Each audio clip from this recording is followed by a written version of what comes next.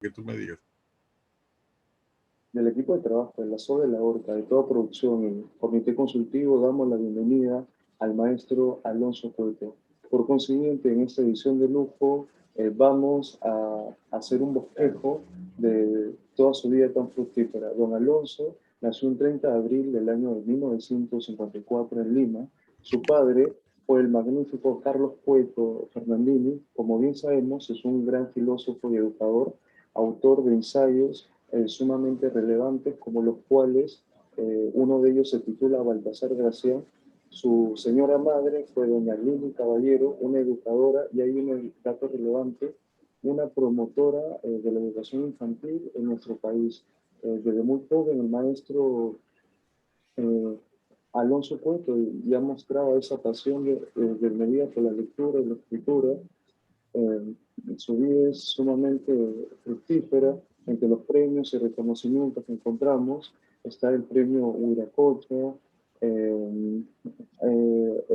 un autor homenajeado en la Feria Internacional del Libro, que tuvimos la oportunidad de asistir en el año 2010, y en el primer finalista del premio Planeta a Casa de América en el año 2007, con El Susurro de la Mujer Ballena. Bienvenido, maestro. Muchas gracias, Yohei. Encantado de conversar contigo y con todos los que nos escuchan. Maestro, nosotros tenemos por conocimiento que la obra de don Alonso Cueto combina de manera muy proaz tanto esa preocupación desmedida de nuestro Perú y, cómo no, esa exploración tan sutil, casi microscópica del territorio peruano, pero desde un lado mucho más íntimo. Es una exploración más que insinuación que podemos percatarnos en una de sus obras del año de 1983, con ese maravilloso libro de cuentos que se titula La batalla del pasado. Nosotros connotamos que tanto lo íntimo como lo psicológico, y cómo no, hay que decirlo, lo hogareño y lo doméstico, son universalizados por un especial temple lírico y que determinan sus obras, que son sumamente relevantes. Nosotros consideramos lo justo afirmar que su proyección nacional es una verdadera literatura auténtica que representa una fuerza benéfica y un conjunto de esa peruanidad tan actual. Sí, muchas gracias, Yohei. Mira, en realidad la literatura, la narrativa, pues siempre habla de individuos, ¿no? Habla de seres humanos concretos. Creo que el trabajo de un escritor es lograr eh, introducirse en la conciencia y en el cuerpo de sus personajes. Este es un trabajo extraordinariamente difícil, ¿no? Darle vida a un personaje ficticio creado por tu imaginación, partiendo de tu experiencia, pero digamos que en un proceso puramente ficcional, y que ese personaje, a través de un instrumento como el de las palabras, pueda dar la sensación, ¿no? Y dar la certeza, ¿no? De que existe, de que respira, de que tiene deseos, de que tiene esperanzas, de que tiene frustraciones, que tiene pesares, dudas, dolores, ¿no? Que tiene calor, que tiene frío, que tiene hambre, ¿no? Lo que ve, lo que oye, ¿no? Lo que siente. O sea, todas estas experiencias, ¿no? Que tiene un ser humano cualquiera, este, eh, que puedan ser transferidas, ¿no? Por gracia de un trabajo con las palabras a una novela, a un cuento. Entonces, en realidad yo creo que esa es la razón por la cual uno tarda mucho en escribir una novela, ¿no? Porque uno tarda en conocer a sus personajes. Es como cuando tú conoces a una persona y tardas un tiempo en ser un amigo suyo. No ocurre en una semana o en dos o en un mes, sino ocurre a lo largo de los meses y de los años. Y uno es lo que busca, ¿no? En los personajes que escribe, es decir, ser su íntimo amigo, conocerlos a fondo y al mismo tiempo descubrir sus enigmas profundos que a la vez que los hace familiares, los hace también extraños. Es decir, los personajes que me interesan son personajes que tienen contradicciones, contrastes, que despiertan preguntas, que despiertan interrogantes, que despiertan dudas, y poder en una novela mostrar esas dudas, ¿no? Mostrar esos contrastes. Creo que eso es lo que más nos interesa, ¿no? O sea, los escritores creo que no deberíamos pensar el mundo en conceptos, ideas, interpretaciones o respuestas, sino en experiencias concretas, particulares, y en situaciones que despierten más preguntas. Que usted nos lo permite, queríamos abordar esos cursos que usted dictaba de periodismo cultural y cómo no muchos de sus alumnos, si usted no nos dejará mentir, se inscribieron en su taller de narrativa y justamente varios nos comentaban que el grupo que usted normalmente tenía era un grupo totalmente heterogéneo, pero siempre usted tenía oídos para todos. Era sorprendente cómo usted podía escuchar y respondía a cada una de sus preguntas y cómo no criticar esos textos explicando cada una de las fallas de sus alumnos de manera muy detallada. Y es tan así que muchos nos hacían referencia que usted presentaba de manera muy proaz autores totalmente desconocidos para el gran común y que es un magnífico contador de historias, historias inéditas que nunca se han oído en el espectro cultural o popular. Entonces, para finiquitar esta parte y proporcionar el uso de la palabra, siempre la mayoría de los que nosotros nos hemos podido contactar nos comentaban que asistir a esas horas llenas de literatura era la mejor manera de culminar un día o de empezarlo. Ay, muchas gracias, Yohei. En realidad, mira, lo que uno hace cuando uno dirige un taller es procurar que los alumnos, los escritores, encuentren eh, aquellas motivaciones, ¿no?, más profundas para, para los temas que quieran desarrollar, para las historias que quieran desarrollar. Me rectifico de la palabra tema, ¿no? Para las historias y los personajes que quieran desarrollar. Cada uno escribe de aquello, no necesariamente de aquello que conoce, sino de aquello que lo conmueve, que lo emociona, que despierta sus obsesiones, ¿no? En realidad uno solo puede escribir sobre las experiencias asociadas a obsesiones personales. Y entonces lo que hace, creo yo, un taller es encontrar primero eh, otros escritores, ¿no? Leer juntos otros escritores o escritoras que han abordado temas, ¿no? O historias o personajes, y ver cuáles son las técnicas que han usado. Y luego también, pues, practicar, ¿no?, entre nosotros cuáles son las técnicas, las estrategias que puedan lograr que cada uno de nuestras historias, que cada una de nuestras historias pueda ser más potente, más expresiva, pueda realizar mejor aquello que queremos. O sea, yo tengo la idea de que todos los seres humanos tenemos historias que contar, y así como cada uno tiene una vida distinta, pues cada uno tiene unas historias distintas. Ninguna historia de ninguna persona es exactamente igual a la de otra. Todos tenemos historias particulares, cada uno debería contar una historia, ¿no? Y me acuerdo de una novela de Saramago que decía, que parece que se llama Todos los nombres, donde decía que cada uno debería escribir, ¿no?, las historias de su vida por lo menos una vez, ¿no?, porque cada vida es única y es irrepetible y tiene historias que la acompañan. Y lo que quiere hacer un escritor es un taller de narrativa, y también un escritor, pues, es encontrar esas historias que nos pertenecen solo a nosotros, que nadie más podría contarnos. Eso es lo que queremos que aparezca en en estas reuniones. Se comenta muchas veces que con el correr de los años, con el pasar del tiempo, nos volvemos no solamente nostálgicos, sino que esa presencia del pasado es cada vez mayor en nuestro quehacer diario. Se comenta, de manera como bosquejo que todo lo que usted nos ha podido entregar, lo heredado de sus padres, doña Lili y don Carlos Cueto Fernandini. Sí, efectivamente, mira, mi padre de joven fue un poeta, tuvo mucha influencia de T.S. Eliot, escribió también prosas poéticas, ¿no? Y luego dejó de lado eso y se dedicó a la filosofía y luego a la educación. Pero yo heredé una gran biblioteca literaria de él, ¿no?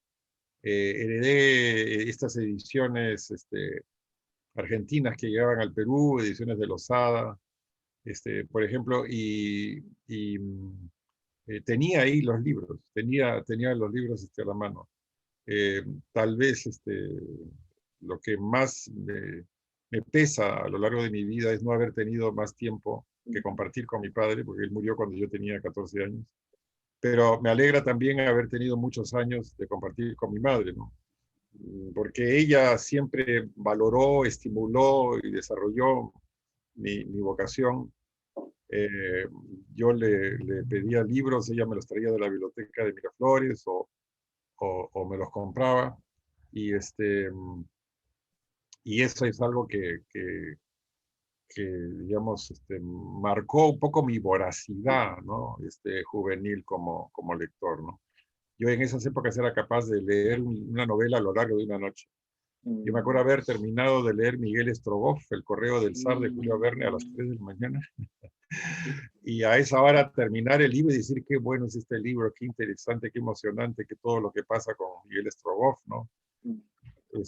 Y dije, bueno, voy a ver cómo empieza. Entonces empecé con la primera página y lo terminé de leer todo entero otra vez hasta que hubo luz en la ventana. Claro, uno cuando es joven tiene estas voracidades, estos apetitos, que obviamente hoy me sería imposible de reproducir, pero es que tenía los libros a la mano, tenía la curiosidad. Después de la muerte de mi padre, yo quería vivir todas las vidas que fuera posible. La literatura me hizo sentirme acompañado después de la muerte de mi padre. Cuando leí los poemas de Vallejo, sentí que todo lo que decía Vallejo era lo que yo sentía en la soledad sin mi padre. Así que con él y sin él, ¿no? Y con mi madre, eh, creo que me sentí naturalmente encaminado, ¿no? Nunca tuve dudas vocacionales de ningún tipo, siempre sentí que era lo más normal, era que yo debía dedicarme a, la, a, esta, a esta manera de enfrentar a la muerte, ¿no? Que creo que es la literatura y el arte, ¿no? Creo que son maneras de confrontar, de enfrentar y de prevalecer sobre la muerte, ¿no? Porque de una u otra manera creo que el arte lo que hace es este, darnos la ilusión de la unión, de la integración, de la unidad, ¿no? Y esa ilusión es lo que hace que sigamos leyendo novelas, sigamos viendo obras de arte, sigamos escuchando música y en general sigamos viviendo en ese mundo que es de ficción, pero que es un mundo natural, es fantasía, pero es una fantasía natural. ¿Y qué es lo que creo que nos sostiene? Eh, Entre los grupos literarios de nuestro país hay un encuentro que siempre lo traen a colación, que es cuando usted tuvo a bien visitar a don Fernando de Cirlo a su taller, que por ese entonces nos comentaban algunos escritores que daba envidia y hay una serie de preguntas que según nos contaban usted siempre le hacía, que era cuántas horas al día pintaba don Fernando, y él, según también nos comentaba, le respondía que 6, 7, 8, 9, hasta un poquito más. Sí. Entonces, siempre en el espectro queda que esa respuesta ahondó en usted, en un binomio entre dedicación, compromiso, que hay siempre atrás de todo artista, y eso ha quedado resumido en esas tres palabras, un poco más. Sí, sí. Sí, cuando yo era todavía era un niño, tenía, bueno, un joven, ¿no? Tenía 15 años, algo así, me acuerdo que eh, fuimos a su taller con mi madre y yo le pregunté cuántas horas al día trabaja, 6, 7, 8, y me dijo un poco más. Yo siempre recordaba eso, un poco más, hay que trabajar un poco más. Y antes de eso, no, porque era muy amigo de mi padre, Silvio, este, yo recuerdo haberlo visto en la biblioteca de mi casa pintando el retrato de mi padre, ¿no? Y me acuerdo de la concentración, la minuciosidad, este, el trazo, ¿no?, tan fino que ponía en todo lo que iba pintando. Y creo, y eso se lo dije después a él, ¿no?, que esa fue la primera lección de arte que yo recibí, ¿no? La de un artista consagrado por entero a su trabajo, con todo su conciencia, su ser, su inteligencia, su emoción, sus instintos, en su trabajo. Luego, ¿no?, yo también me hice amigo de Siglo, disfruté mucho de su amistad en los últimos años, y recuerdo mucho, ¿no?, la, este, la idea que él tenía de un cuadro como el homicidio de un sueño. El cuadro era un homicidio de un sueño porque uno soñaba a veces estas imágenes, estas formas, y luego lo convertía en un cuadro que reemplazaba el sueño, ya concretizaba el sueño. También, bueno, repetía esa frase, ¿no?, de que el arte era el encuentro de la materia con lo sagrado. Y a veces me he preguntado si de una u otra manera la literatura no se puede definir también como el encuentro de la palabra con lo sagrado. Esto no significa que lo sagrado tenga que ver con la religión o con lo excepcional, sino que lo sagrado también puede estar en la vida cotidiana, pero son elementos de la vida cotidiana que van a quedar este, eternizados, ¿no?, por un trazo de una palabra o de una frase. Así que, bueno, una gran influencia en mi vida, alguien a quien le debo muchísimo, Fernando de Silva, y que agradezco, a quien agradezco, ¿no?, haber compartido tantas horas conmigo y con mi familia, ¿no? Hubo hace un tiempo unos amigos en Boston, en Minnesota, en Massachusetts, que nos comentaban sus clases maestras que tuvieron lugar los días 13, 15 y 16 de octubre en la City College y en el Instituto Cervantes. Según nos comentaron, fue de 4:30 a 8:30 y que estuvo disponible tanto para los alumnos y, como no, para el público en general, si es que se registraba a tiempo. Entonces, ¿nos podría comentar cómo fue ese encuentro con don Mario, que es un viejo conocido en la Gran Manzana y que en el 2010, mientras enseñaba a Borges y a Carpentier en la Universidad de Princeton, daba charlas y lecturas en el Instituto de Cervantes, la American Society de New York? Sí, claro, mira, mi relación con Mario también es muy antigua.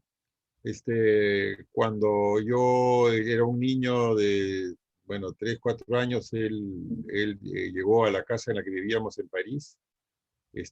Bueno, mis padres lo invitaron a unas navidades, ¿no?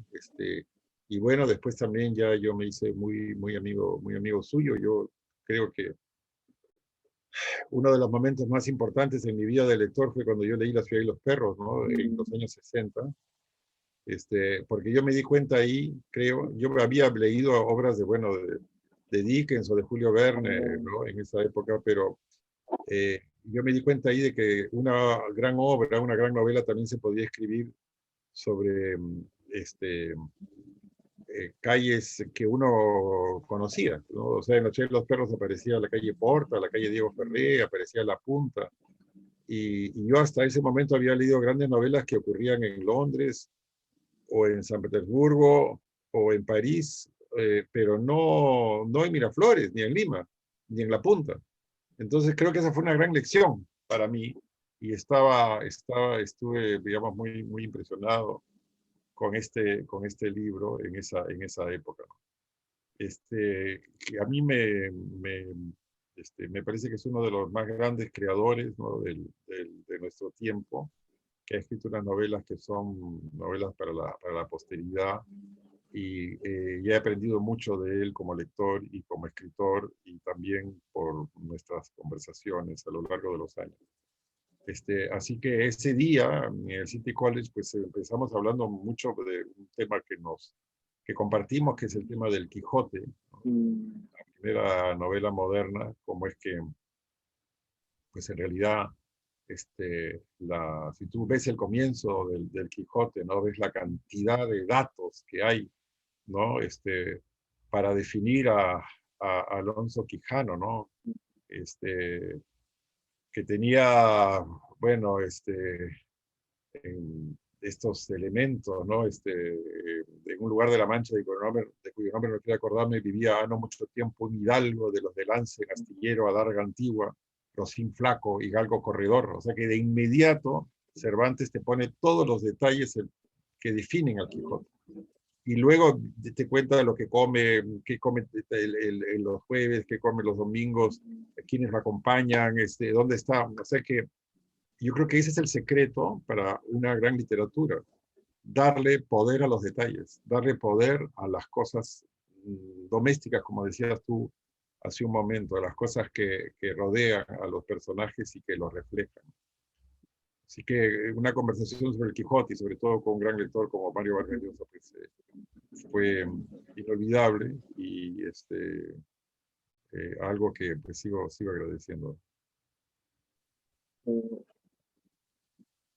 Cuando nosotros anunciamos la participación para con nosotros, un gran amigo de la familia, que es de nacionalidad española, Antonio José Irastosa Santander, nos comentaba que él en sus viajes acá en Perú y de su padre, en el baúl de su padre guardaba una foto del año de 1963, que era de José María Arguedas, en una actividad en la Casa de la Cultura, y en la parte de atrás había una descripción que de izquierda a derecha estaba don Francisco Miro Quesada, estaba el gran escritor Washington Delgado y su señor padre, don Carlos Cueto Fernandini. Sí, bueno, Argueda fue una presencia muy, muy importante en mi infancia. Él iba a almorzar los martes a la casa.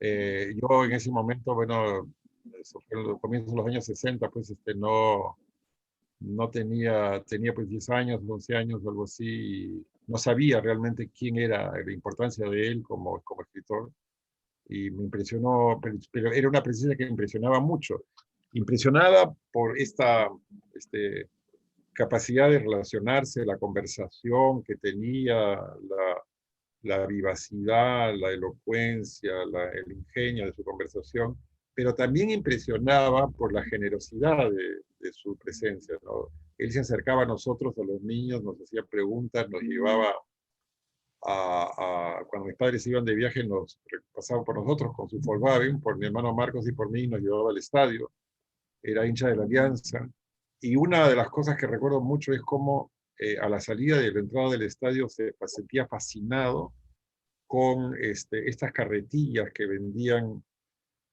panes, chorizos, salchichas, huevos fritos, con unas lámparas de aceite, ¿no? Y este mundo humeante y caliente y feliz, ¿no? Y de la calle, ¿no? De los personajes de la calle, lo fascinaba, ¿no? Se sentía profundamente atraído por todo ese universo. Y creo que bueno, cuando yo después de su muerte, ya cuando yo empecé a leerlo en serio y empecé a ver esta gran novela que es Los Ríos Profundos, sentí que tanto de él todavía está ahí, ¿no? Todo lo que él era, respira en esas palabras. Así que creo que uno es siempre un gran lector de Arguedas. Creo que uno de los más grandes cuentos peruanos es La agonía de Razuñiti, ¿no? Además que es una obra de arte de la sobriedad, de la elocuencia y bueno, que se puede encontrar en internet, felizmente. Eh, También es un gran poeta, hay que tener en cuenta que también es un gran poeta, ¿no? Uno de los mejores poetas peruanos que no sé. Usted ha recibido a lo largo de su vida distintos premios, varios de todo tipo, de toda clase, pero hay uno recibido por la Fundación Ana Sayers por esa obra tan emblemática de usted, Demonio del Mediodía. en donde ahí uno puede connotar que usted refleja ese aprecio por la obra, por quienes lo leen más allá de nuestro país. Este premio hace ver ahí y acá que su trayectoria en todo lo que significa el mundo de las letras, esas letras más nuestras, desde hace mucho tiempo, porque hay que decirlo, y con todas sus letras, es ese mérito más que suficiente para recibir, sino uno, tantísimos galardones que estamos seguros que usted va a recibir aún más homenajes. En, ¿Para qué? Muchas gracias, Yohei, por tus palabras. Un premio siempre es una gran alegría porque uno, gracias a un premio, uno puede llegar a más número de lectores, puede conocer y reconocer a otros escritores. La vida de un escritor siempre es muy solitaria y entonces salir de esa soledad y encontrarse con nuevos escritores o lectores es siempre bienvenido, ¿no? Pero en realidad el refugio de un escritor, el hábitat natural de un escritor es la soledad, ¿no?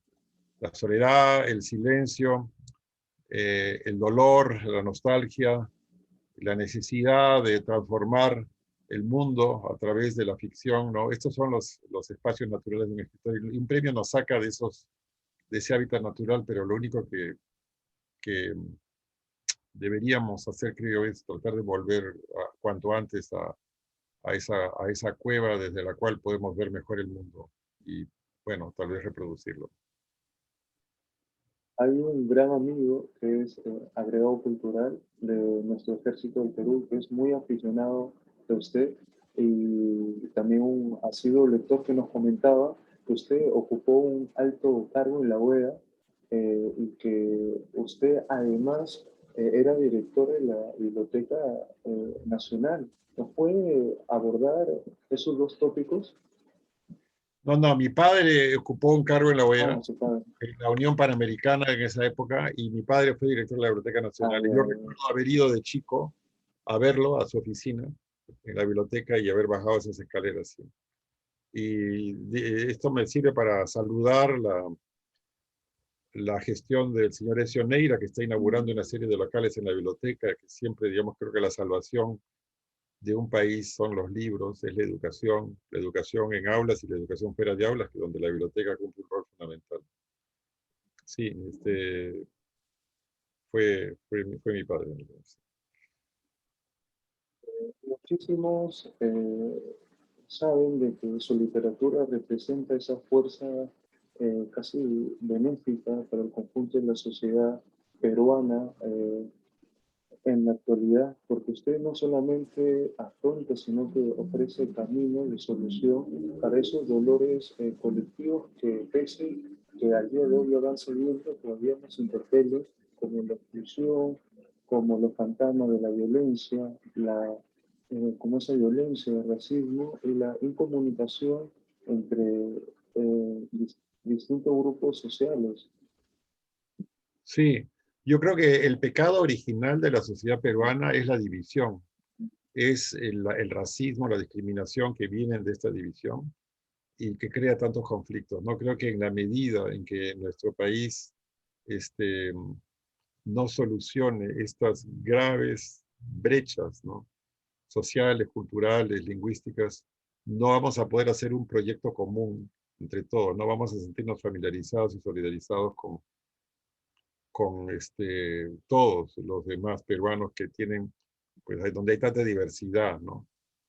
Me parece que ese problema cultural y social es mucho más profundo, más grave y más decisivo que los temas políticos y económicos. Los temas políticos y económicos, por supuesto que son importantísimos, pero digamos tienen una solución en la gestión más fácil que los otros, que son problemas profundos, esenciales de nuestra...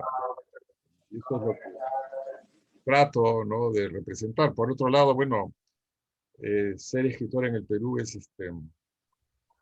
una ventaja, porque uno vive en una sociedad que está produciendo constantemente historias.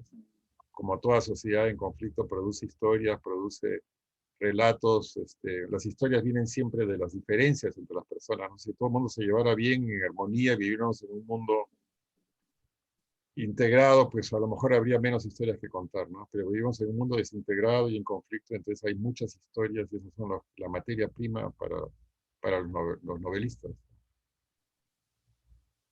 Existe un extraordinario artículo de opinión titulado Jueves 8:50 p.m., que es publicado en el año de 1992 a raíz del doloroso y condenable atentado en Tarata, Miraflores, y lo hemos recuperado gracias a la memoria del doctor Sardón, y demuestra cómo usted, de manera magistral, desde el cuento, la novela, pero sobre todo el periodismo, conjuga ese compromiso que usted siempre tiene con nuestro país. De ahí esa estrecha relación que construye diariamente, como yo le comenté en un primer momento con sus alumnos, y es eso casi un nexo causal que establece con los personajes de su historia. Sí, me pareció que ese atentado, ¿no? Revelaba un punto decisivo, ¿no? En la percepción de Sendero, ¿no? Y en relación con el resto de la capital, pero había varios otros. Uno de ellos fue el asesinato de Marilena Moyano, Mm, que ocurrió un poco antes y sirvió, ¿no? Para un cuento que escribí que se llamaba Pálido Cielo, donde imaginé, ¿no? A un personaje que vive ahí, perdón, que trabaja ahí en una de las tiendas donde se vendían artesanías, ¿no? En la calle Tarata, y que tiene a un hermano al que quiere mucho, pero al que no conoce bien, ¿no? Y este hermano resulta estando vinculado a Sendero Luminoso, ¿no? Entonces me parecía que era interesante esta posibilidad de que hubo un hermano que era una víctima del terrorismo y un hermano que era integrante de un grupo que había causado esa tragedia.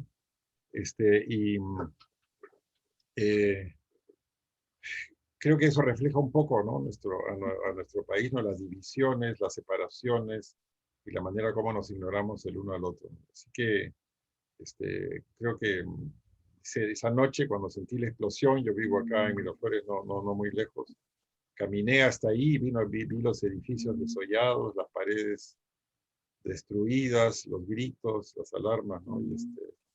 Eh, en esa desgracia, en esa tragedia tan terrible, bueno, imaginé una historia que contar, ¿no?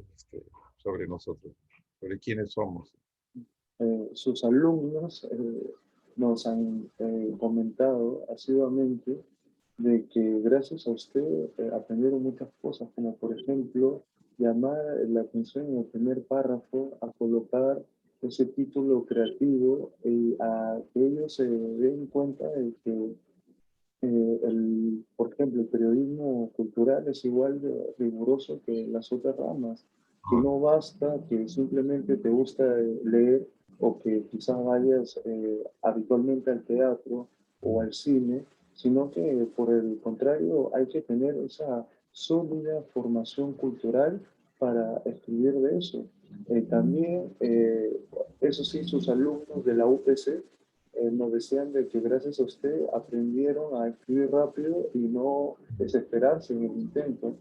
Y que siempre nos hacían notar que usted casi les obligaba, por así decirlo, a escribir un texto durante la última hora y media de clase y que eso pasaba casi al segundo.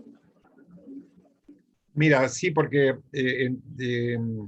la idea de la cultura como un adorno es algo que a mí me produce un gran rechazo. La idea de que la cultura es una cosa bonita para pasar el tiempo me parece terrible. La cultura es algo que tiene que ver con nosotros, tiene que ver con nuestra vida, tiene que ver con quiénes somos. Entonces, es muy importante en la vida de nosotros, y nosotros no podemos vivir sin cultura. O sea, el que trabaja en algo, pues va a trabajar mejor si trabaja cantando o escuchando música o recordando una imagen, ¿no? No podemos vivir sin fantasía, sin digamos, el mundo paralelo, ¿no? Entonces, el periodista cultural es alguien muy importante, la cultura es muy importante, es muy necesaria, ¿no? Tanto la cultura popular como la cultura este, eh, que viene de las élites, pero que no es elitista, o sea, digamos, todas las culturas, ¿no? Todas las que expresan de una u otra manera las fantasías, ilusiones y deseos de la población son muy importantes. Y hay que tener un enorme rigor para hablar de ellas, un enorme rigor y a la vez una enorme creatividad. Y el periodismo es algo muy importante, ¿no? El periodismo es fundamental porque el periodismo nos acompaña y nos ayuda a ver las cosas que pasan en el mundo y a tratar de entenderlas entre todos. Así que yo soy, sí, todavía un gran lector de periódicos, un gran lector de secciones culturales y este, admiro a grandes periodistas culturales. Uno de los primeros en el Perú fue Sebastián Salazar Bombi, ¿no? Él hizo una gran labor infatigable. Además, un gran filósofo también, ¿no? Su hermano Augusto, un gran filósofo, y él un Sí, gran muy poeta, sí. Claro que sí. Sí. Nosotros sabemos que en su obra La Hora Azul usted explora esa cercanía del mal, por así decirlo. ¿Cómo usted connota ello y cómo reacciona a que sus lectores lo consideren de esa forma? Mira, La Hora Azul surgió por una historia que supe, ¿no? Gracias a Ricardo Uceda, de una mujer que había sido prisionera y que había escapado en el cuartel de Ayacucho. Yo trasladé esa acción al cuartel de Huanta, y en realidad lo que me interesaba era algo parecido a lo que había hecho en Pálido Cielo, ¿no? Mm, Un hijo que vive lejos de su padre y que vive en un mundo muy cómodo y que se entera que su padre fue un general en la guerra de Sendero Luminoso, que por un lado fue cruel y que por otro lado tuvo a esta prisionera en el cuartel. Este descubrimiento, ¿no?, suyo hace que él entre por una senda de búsqueda, quiere buscar a esta mujer con la que su padre estuvo, lo que hace que descubra eh, cuál es su país, mm. cómo es su familia y quién es él, ¿no?, al mismo tiempo, ¿no? Así que esta búsqueda, ¿no?, esta búsqueda del personaje era lo que más me interesaba desarrollar en la historia, ¿no? Buscar a la mujer como buscar una manera de entender, de comprender o de ver o de reconocer quién es, ¿no? Quién es él, quiénes somos todos en realidad, ¿no? Él había vivido en este mundo de fantasía y él entra en la realidad.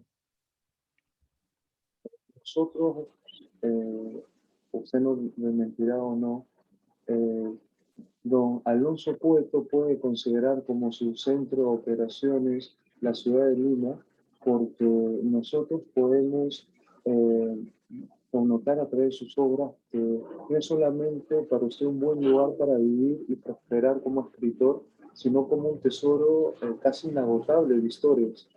Un tesoro inagotable de historias, un centro de experimentación lingüística y étnica, sin duda. Es el gran centro en el que se está produciendo el mestizaje, en el que se está integrando las diferentes culturas, lenguas y etnias del Perú. Y el Perú también es un gran centro de operaciones, porque el Perú es un poco, creo yo, el resultado de una experiencia que ha hecho la historia con nosotros, porque ha dicho, bueno, vamos a buscar un lugar en el que confluyan la inmigración europea, la inmigración asiática, la inmigración africana, culturas nativas muy potentes y muy civilizadas, y que todo esto produzca un mosaico cultural, a ver qué resulta, a ver si los seres de culturas tan diferentes pueden convivir y pueden coexistir, ¿no? Y este es un poco, creo yo, un laboratorio fascinante para cualquier escritor, ¿no? Ver cómo es que personas de diferentes zonas del mundo pueden estar juntas o no, ¿no? Y esta es la pregunta que nos hacemos. Se podría decir que ese doctorado en literatura hispanoamericana de la Universidad de Austin, Texas, en USA, con su tesis sobre los relatos de Juan Carlos Onetti. ¿Le marcó de manera abrupta y relevante en su vida? Mira, yo fui un gran lector de Onetti, lo conocí, ¿no? 2 o 3 veces en Madrid. Me impresionó mucho, me impresionaron mucho sus relatos, me parecen obras maestras, piezas extraordinarias, ¿no? Como documentos de una conciencia, ¿no? O sea, como confesiones privadas, ¿no? Cosas que nadie más más podría expresar, ¿no?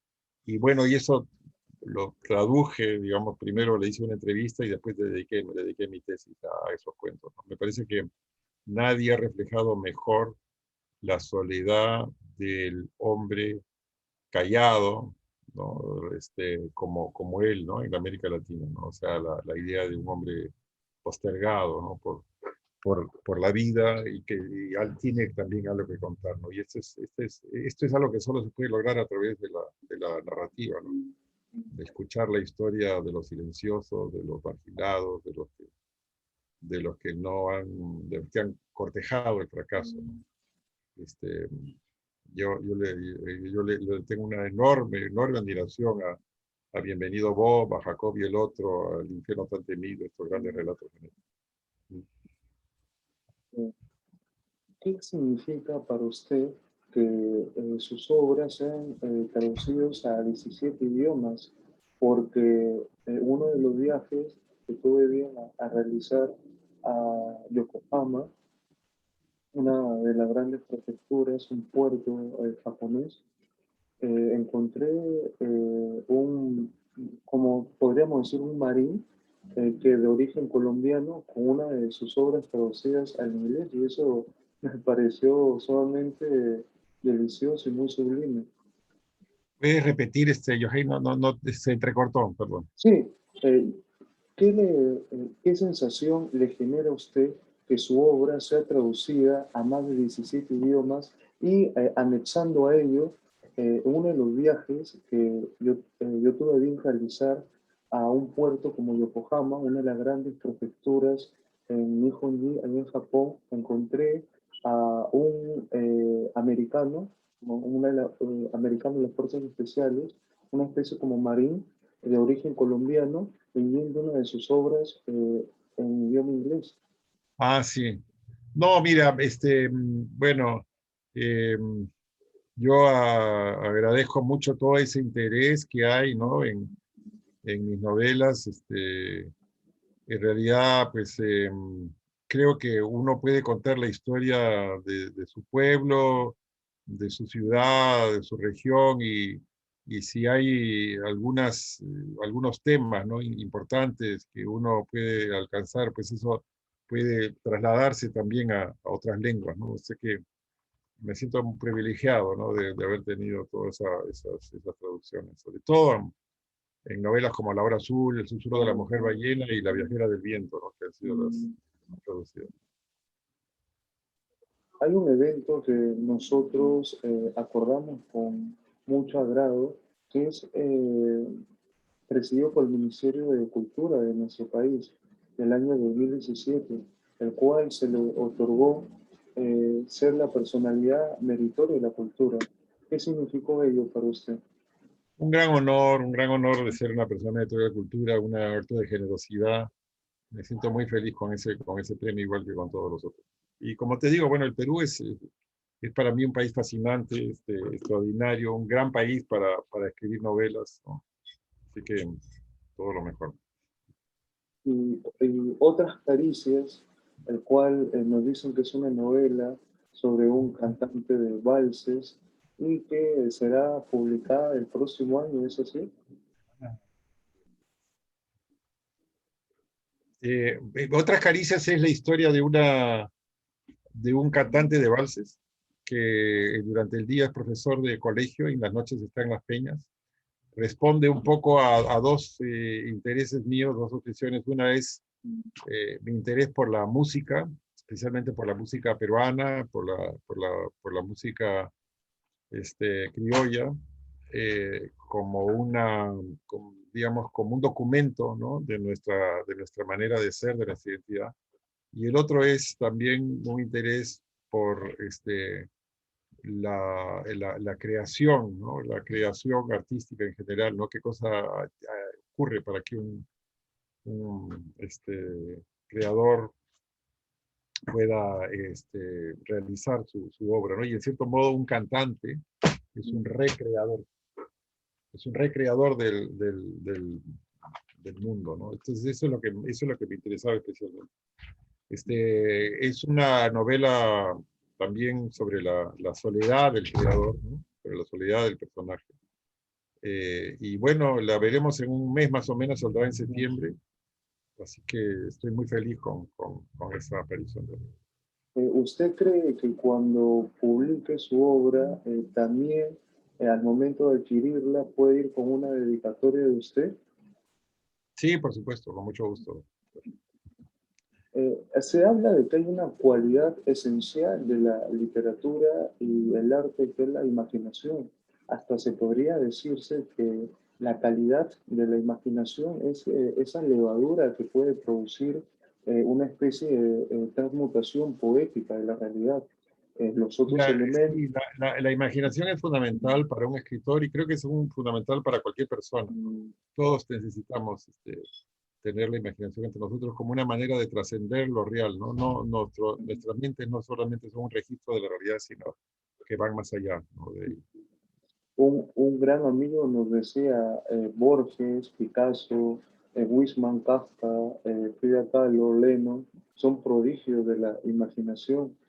Y Y sus efectivamente. dos últimas obras también traslucen ello.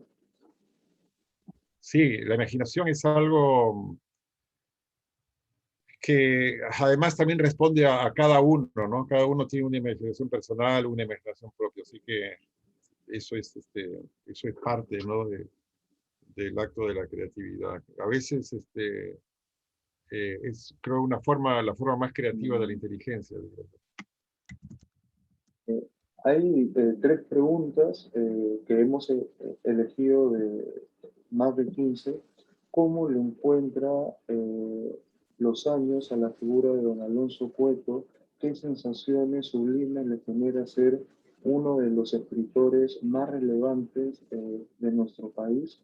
Y su persona, qué cursos, qué talleres, vía Zoom, cómo podemos adquirirlos, qué obras están disponibles mediante su página web. Eh, ¿Se nos podría comentar? Sí, los talleres van a continuar en el mes de agosto, a fines. Esa información ya va a aparecer. Eso ya depende de Ediciones Cueto y que maneja este, Esteban, y las novelas van a estar ahí también. Sí. Maestro, un mensaje final para sus lectores peruanos, también residentes en Mite, y cómo no, ciudadanos peruanos que han obtenido la Green Card en los Estados Unidos. Bueno, mira, yo creo que todos vivimos en un mundo de mestizajes. Muchos hemos viajado, vivimos en otros lugares. Yo vivo en el Perú, me siento un afortunado todavía de vivir en Lima. Otros se sentirán afortunados de vivir lejos, pero de una u otra manera todos compartimos tantas experiencias, estamos unidos, ¿no? Y lo más importante, creo yo, es sentir, ¿no? Que ya sea una, una sola o varias identidades las que tengamos, la relación con el Perú es la relación de uno de los países más ricos, más interesantes, más creativos y a la vez conflictivos en la historia, que tenemos tantas muestras artísticas para demostrar eso, ¿no? Tenemos tantas culturas precolombinas que llegaron a unos estados de perfección y de belleza en su arte. Así que eso nos tiene que servir como una inspiración, ¿no? dos cosas, creo yo, para lograr lo máximo que podemos en nuestro trabajo y para vivir la diversidad y el mestizaje como modo de vida.